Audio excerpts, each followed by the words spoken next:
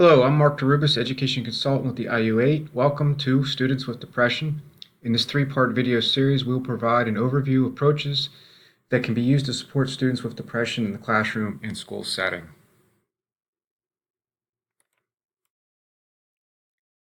Before we begin, incidents of significant impact, such as child abuse and suicidal behavior, are unfortunately sometimes cohabitants with depression or students that have depression. These concerns will require you to take immediate action should they arise. Lower level concerns about a student are typically best addressed with entry level or general level interventions. However, you are encouraged to follow your district's child find policies and procedures. Your district's policies will trump any information provided in these videos.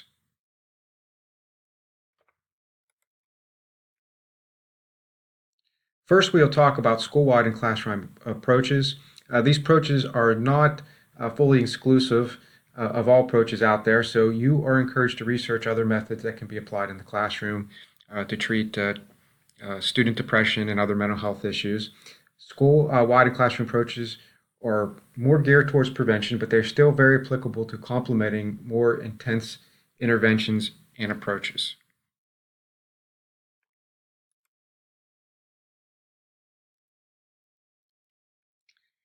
The benefits of teaching skills to an entire class are that the youth who is depression is not necessarily singled out. Like everybody else, additionally, is most students could stand for improvement in interpersonal skills anyways. But also, students will be more apt to model and prompt use of skills throughout the class when they're taught. There's kind of a momentum to teach each other then during periods where adults aren't present. So it has additional bonuses here. And here are some skills that possibly will be beneficial to treat the whole class as they're related to depression. And that is stress, peer pressure, skills on building friendships and maintaining friendships, handling negative emotions, and conflict resolution skills.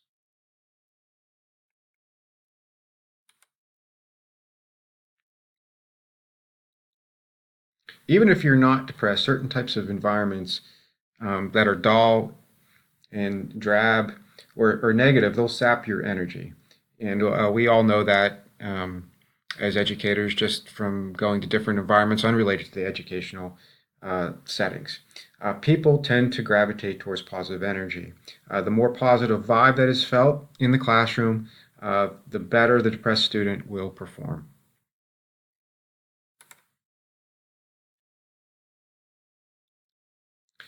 This approach, and that is promoting an environment of cooperation, teamwork, and attachment, can be tied to your existing expectations, values, or PBS framework. One question that I'm going to have you reflect on is what are your values and what values are you embedding to your daily interactions with students?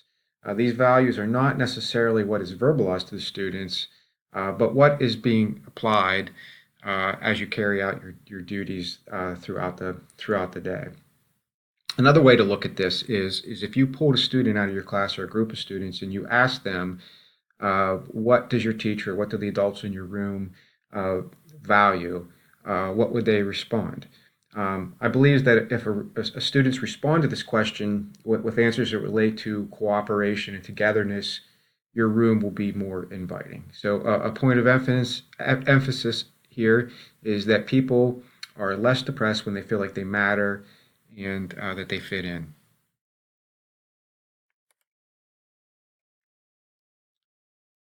The Good Behavior Game is an evidence-based program. It's been around for a while.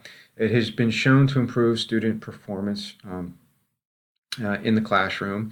It is also, research is actually coming out that it's also a prevention strategy for suicidal behavior. So therefore, it stands to reason that this would also be a viable option for depression. The concept of the Good Behavior Game is rather simple. You divide the students into groups. When one student in a group receives reinforcement, the entire group receives reinforcement. So you can, just from that little oversimplification of the Good Behavior Game, you can probably ascertain how this concept will foster teamwork and cohesion. If this is something you're interested in, please check out the website below.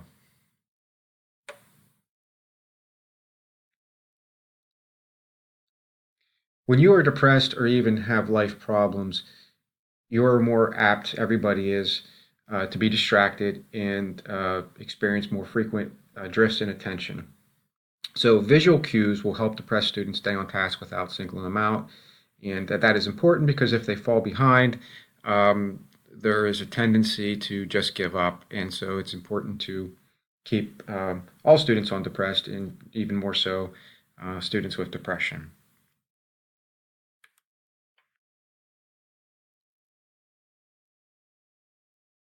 A natural treatment to depression is exercise. Depressed individuals have a tendency to remain inactive. So, any type of movement or physical activity will detract from this tendency to be inactive. And one thing to consider is, can you or your school expand the amount of physical activities throughout the day?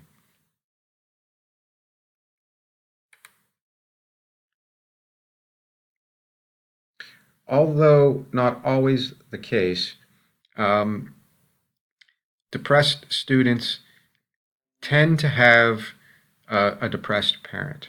So, if the environment in the school or classroom is toxic or considered harmful, most oftentimes that I have experienced is that this message will some way be consciously or subconsciously channeled through the student. And when that happens, performance of the student will suffer. And, a lot of times you may even see attendance problems come about.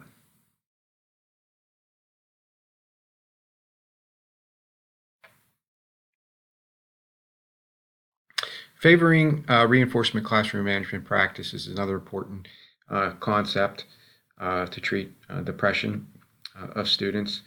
Now, I'd like to point out here that having consistent consequences is not a bad thing and is fully supported here.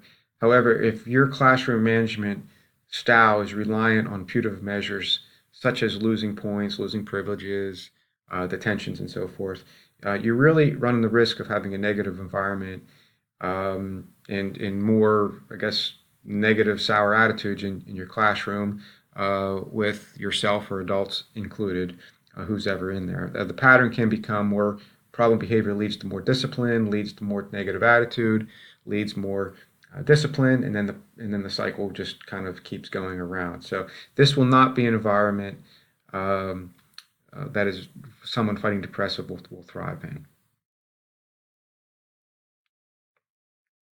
And that is the conclusion of part one. In part two, we will address more student-specific approaches.